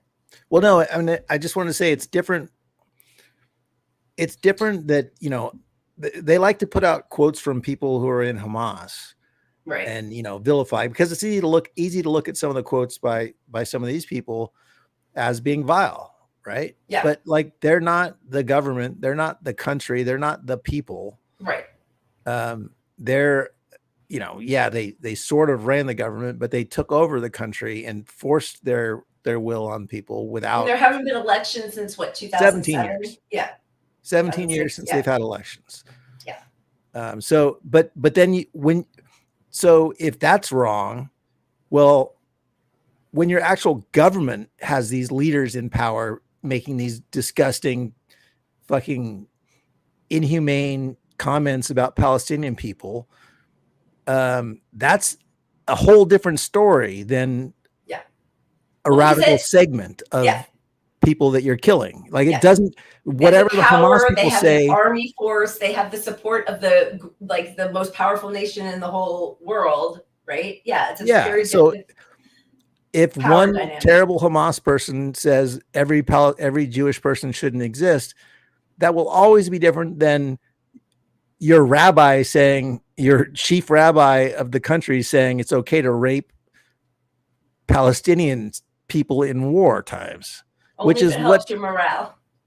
yeah. And that's like, to not see that hypocrisy takes an amazing amount of cognitive dissonance. Yeah. Like it's, you really have to just believe, and I think unfortunately a lot of people do, that Palestinians and their lives are nowhere near worth as much as Israelis or the rest of us. Unfortunately. I mean, that is the only explanation. And when you hear, Americans keep saying, or US, Department of State people keep talking about how, no, Israel, oh my God, I froze again. I can't believe it. Damn all right. it. That's all right. I'll just show a timeline cleanse and we get right back to you. I'm coming back. Sorry, guys. Look, I think in your honor, I'm going to show a wholesome timeline cleanse. I don't want to miss it. You have 39 seconds to get back here, or this show is falling off the rails. My mom told me it was wiggling, not raining. My mom said it is raining. It's wiggling outside, maybe. Mom, it's raining. No, it's not. Yes, it is. No, you're pretty. And you're not real. I'm real. And that's raining. Ow. It's raining. It's okay. It's raining. You broke my heart. It's okay. You broke my heart. Yeah. You broke my heart.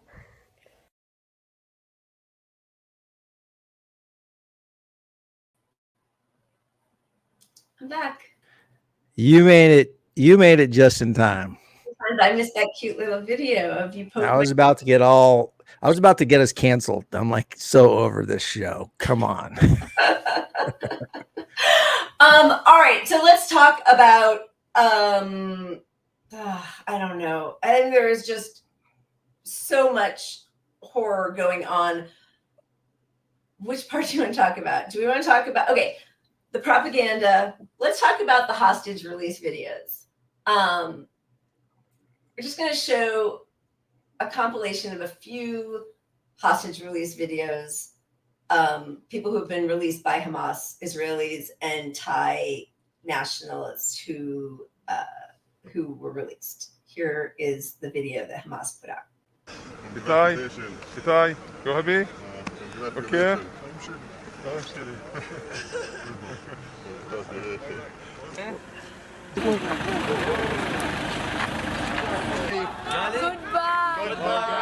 Welcome.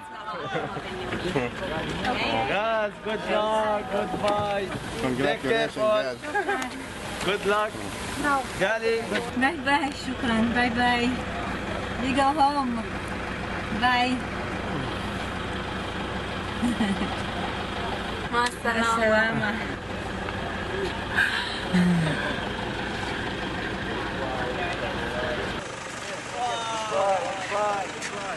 God, good luck.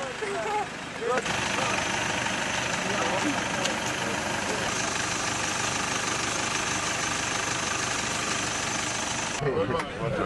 Carl. I miss you, Carl. I know, I remember. Goodbye. Bye bye, Itai. Essentially, huh?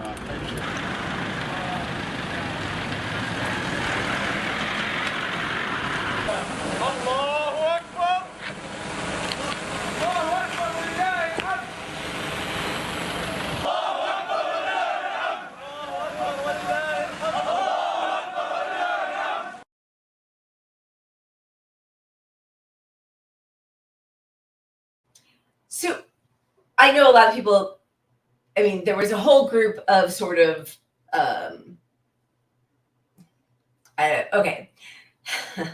gets a little tricky. So clearly nobody knows what's really happening with those hostages as they're being released. And as much as as some people have argued, like, look, they said look happy and healthy and everything's fine. And there was other ones of like a girl being released with her dog and even her dog was taken care of, and released hostages at the beginning who gave interviews, said that they were well treated and mostly they were afraid of being bombed that they got medical attention. When there was medicine, they got the same food that the Hamas soldiers were eating.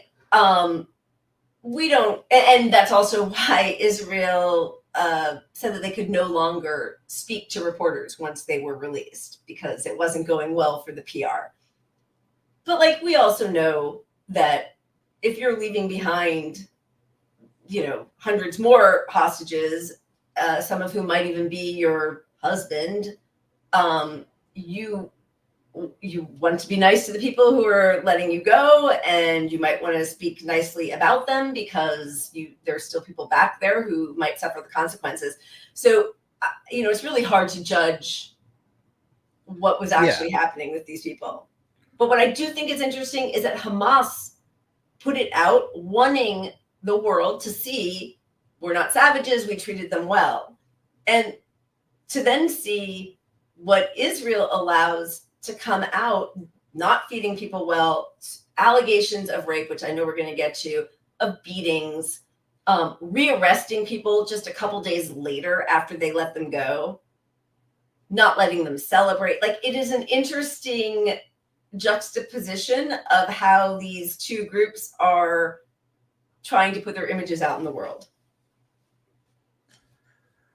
You can't look at the way Israel has put their public face on all of this. Like, the chosen stuff that they've put out really shows that there is a hatred for Palestinians, and that they're catering more so to their own craven desire for blood than presenting to the world that they are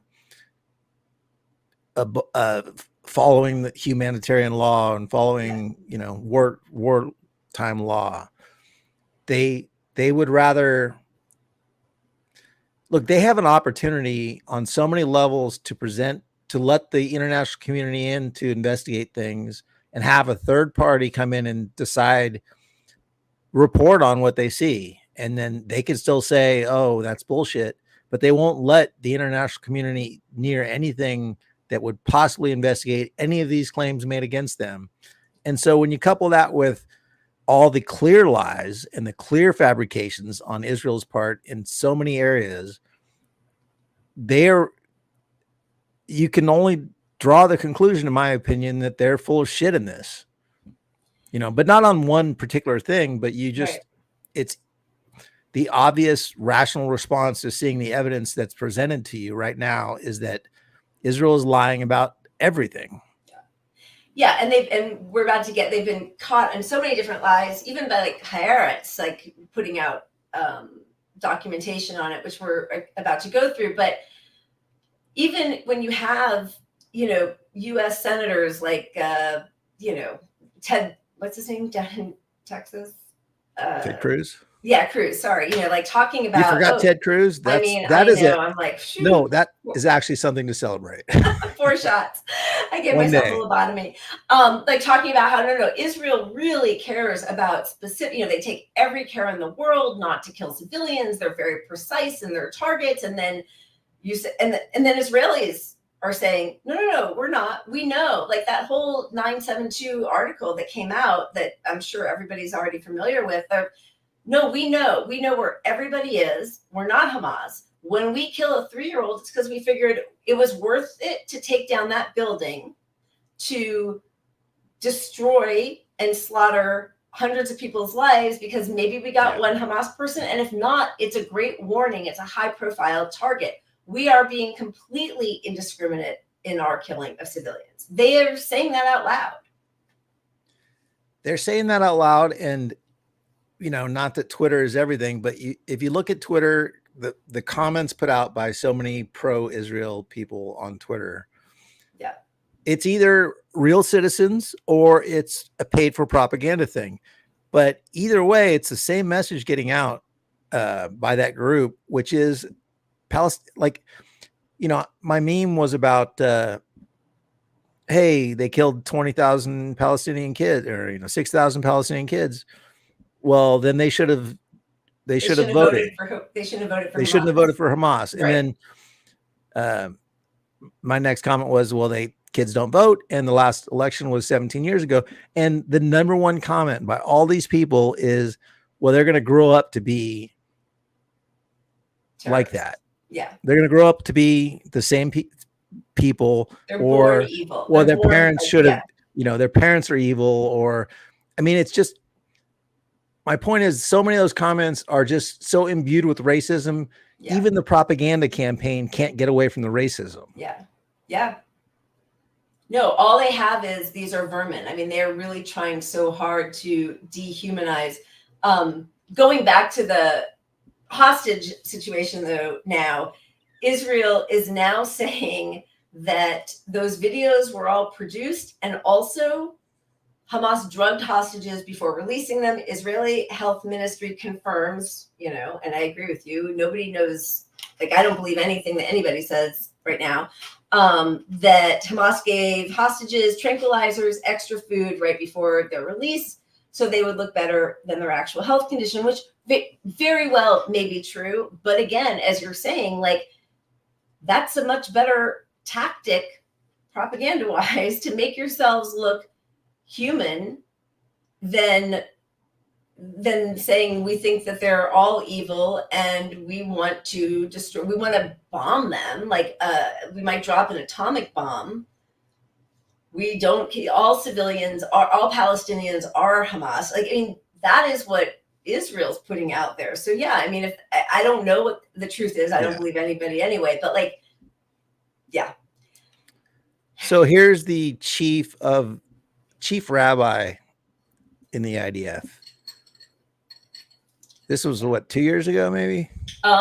Okay, so he, I think, was nominated and actually was fought against. I think it was in 2016, but the comments that he made, which he continued to, you know, stand by, had been from a few years before that. But he could, you know, he absolutely continues to uphold that belief that you can, that the IDF soldiers can rape Arab women if it helps boost their morale.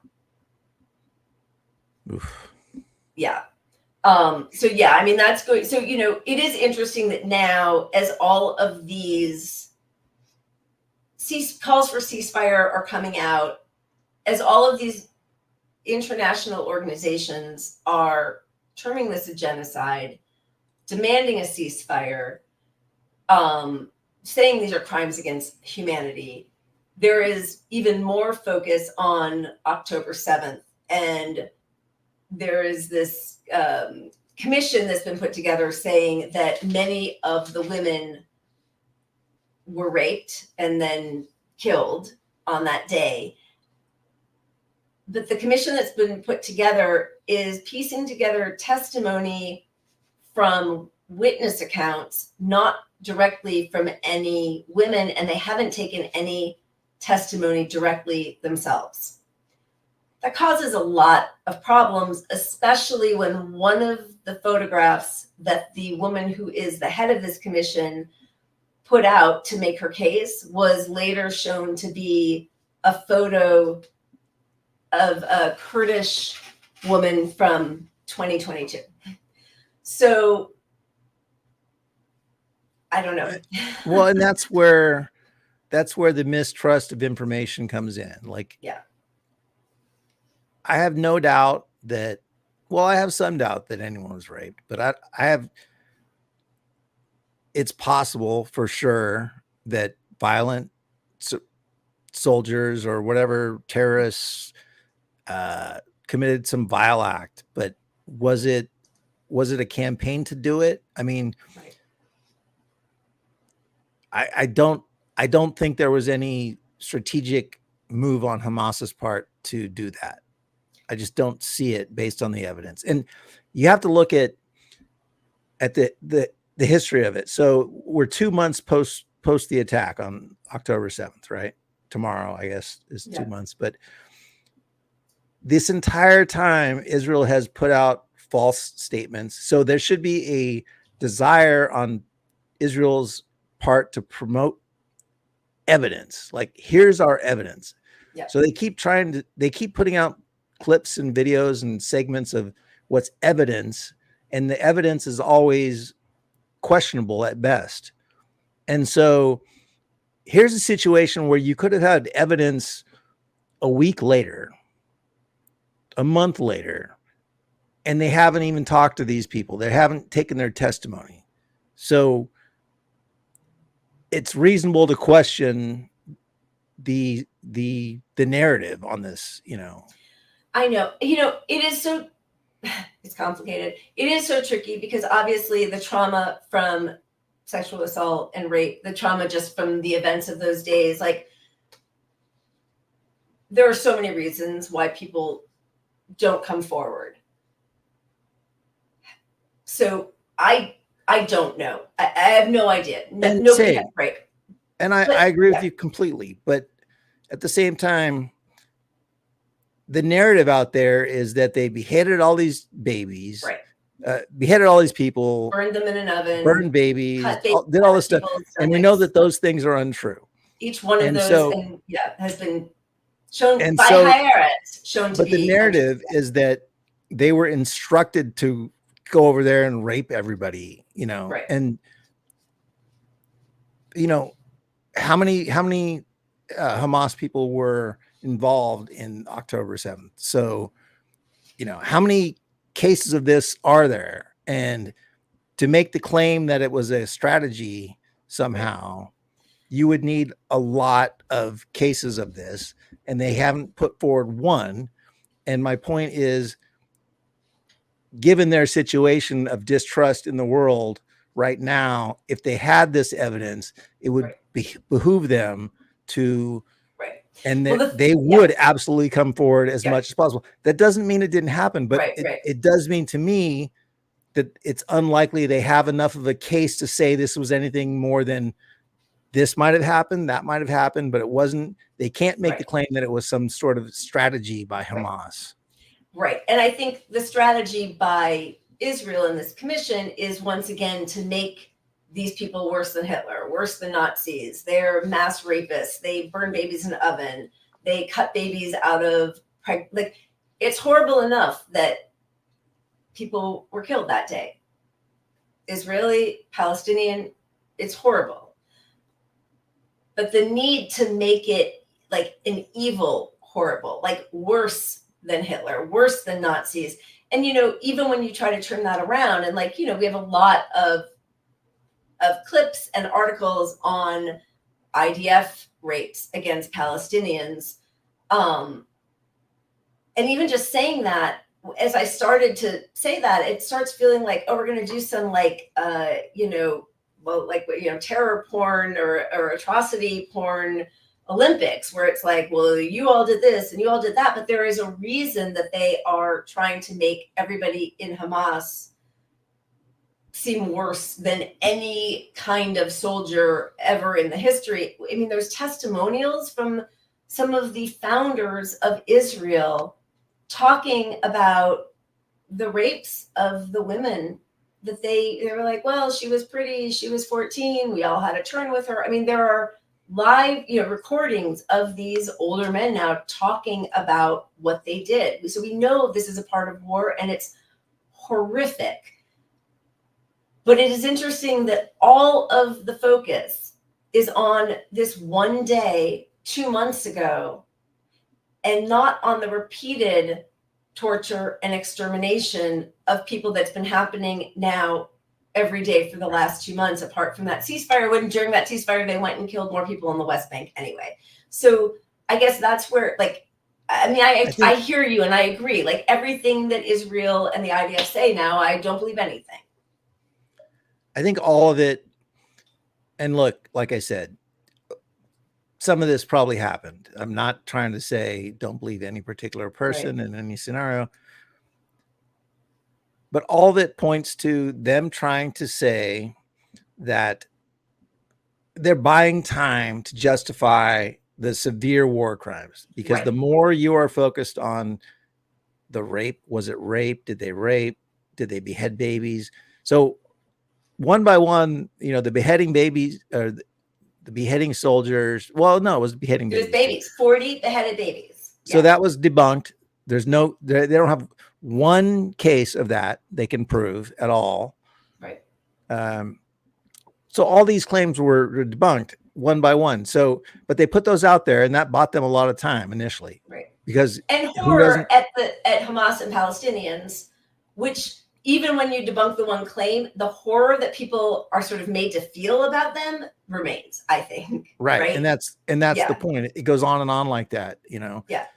But every week that we don't analyze Israel's role in this stuff, because we just think, well, we know at least, you know, the Palestinians were barbarians and they're rapists and they chopped off these babies. Right. Like, oh my God, if you chopped off baby heads, I'm going to react very fucking strong. I'm gonna nuke you. Yeah. You're chopping babies' heads off. You know? Yeah. And so that lets them get away with as much as they want as soon as possible. And they're just amping it up. And the sooner the world says we just can't tolerate this period, they have to stop. And the question is, can they get away with destroying Palestine enough before that time to get what they want? And they're getting away with it. Even now, as the whole world says this is unacceptable. And the only reason they're doing it is because the U.S. has not stopped supporting them. 100%. Because it would end in a second. We have all the power because we have the weapons. And there was even just an interview, I see all the stuff I wrote down, an ex-sergeant saying that they couldn't do any of this if it weren't for U.S. weapons.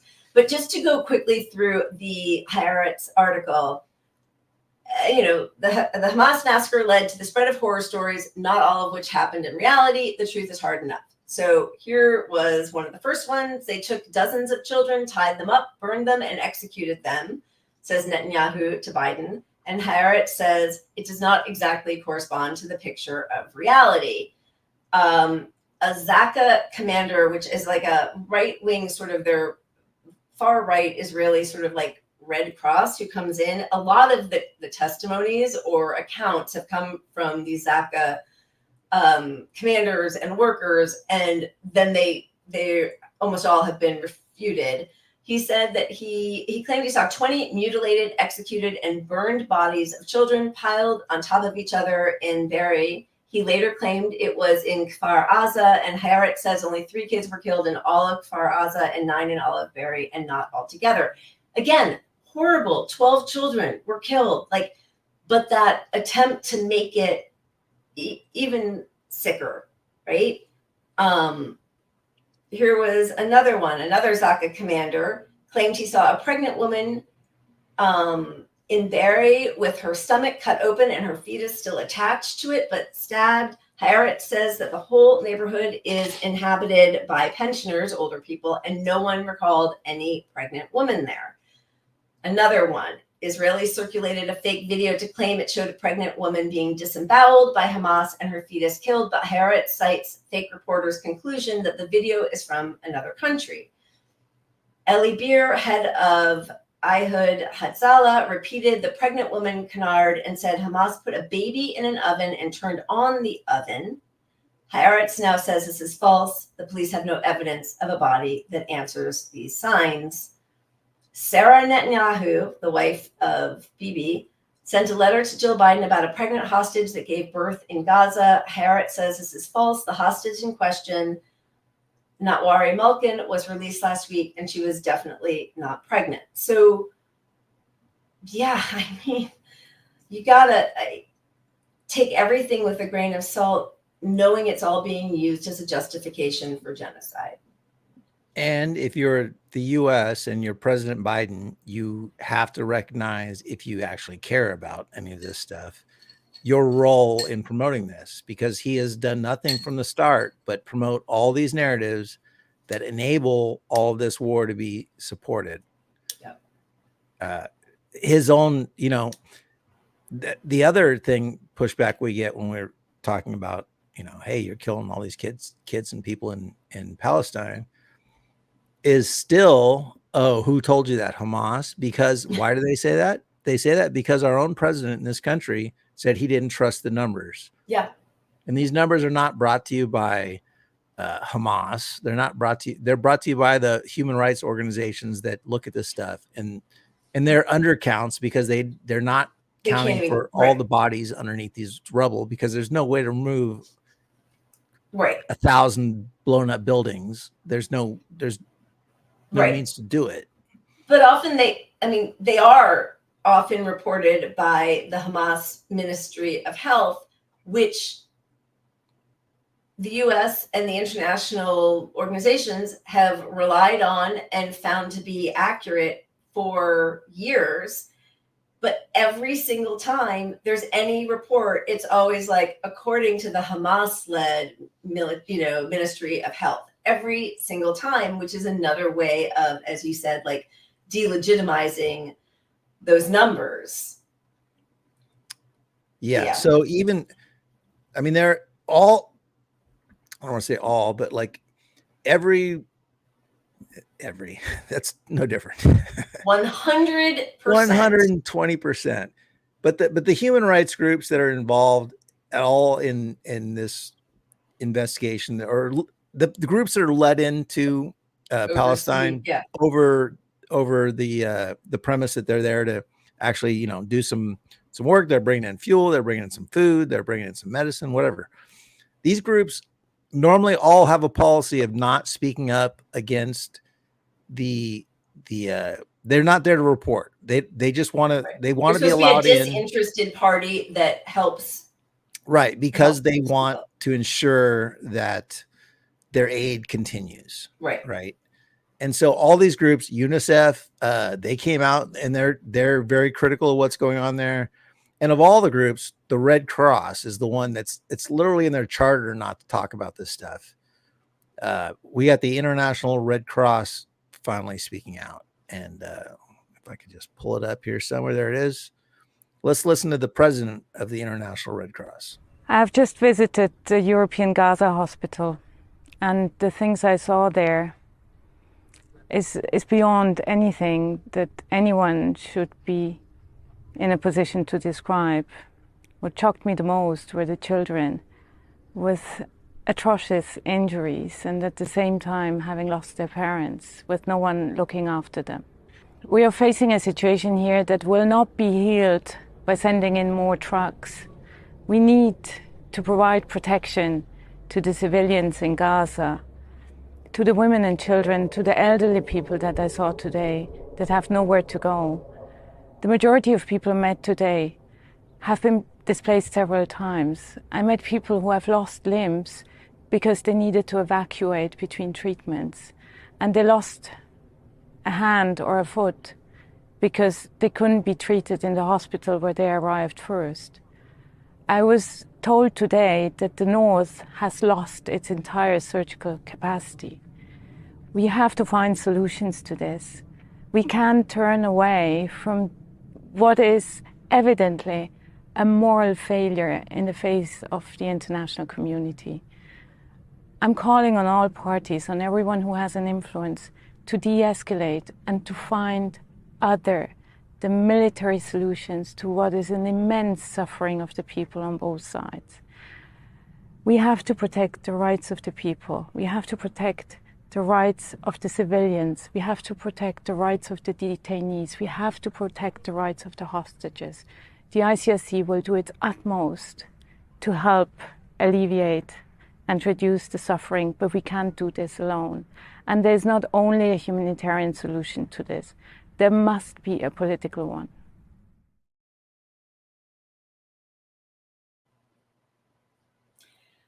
Well, I'm glad they're speaking out. It is really important. I do think, as I said right before coming on, I saw a headline about Netanyahu realizing that the protests are working. I think it's got to be somehow affecting the people in charge who could put an end to this. So once again, as we always come back to, the power is taking to the streets and making your voice heard. I think so. And I think it's a huge statement that these groups are speaking out. Yeah. And for them to get to this level, it's got to be really just tragic over there. So yeah, I think keep protesting, support everyone, and support anyone who's let go of their job over this. Oh my God, yeah. This McCarthyism now is just so gross. We can't let people not let us speak about it, because That's the only hope. That's to keep calling attention to all of it. Yeah. So. All Not right. the cheeriest of shows. No, it's not, kind and we of don't like, even have a one good thing to end on. It's what I was so excited that we had our other stuff. What's your Christmas spirit? Did you already show that one? do we have? Yeah, we don't have anything cheery to go on. All right. I don't want to go to a stupid cat video after. All right. Okay. That, because that made me kind of sad, and I'm angry too. So I don't know. I know. All right. I do want us always to remember our mission on the show, which is to try to find some joy and love. And the whole reason that we are all fighting on the left is to make the world a better place for everybody. So let's just keep doing that. Keep punching up. So and I will say, you guys hang out with us. Yeah. We, as powerless as we may seem sometimes, if we weren't fighting this now, it would be a lot worse for everyone in Palestine. So keep fighting and be louder. Yeah. Cheers. Cheers, everybody. Thank you.